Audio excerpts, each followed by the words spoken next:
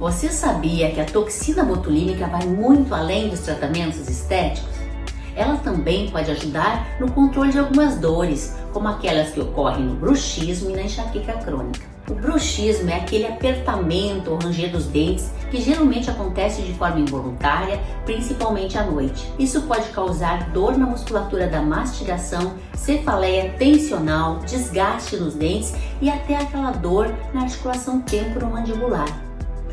Já a enxaqueca crônica é uma dor de cabeça intensa, pulsátil, muitas vezes acompanhada de náuseas, sensibilidade à luz, a sons, cheiros e pode ser precedida por aura, que são aquelas alterações visuais ou sensações diferentes que surgem antes das crises. Nesses casos, a toxina ajuda a relaxar a musculatura envolvida e bloquear neurotransmissores da dor, diminuindo assim a frequência e a intensidade das crises de dor. Quer saber mais?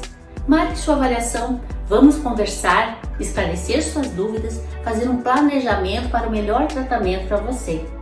Um forte abraço, te espero para uma consulta.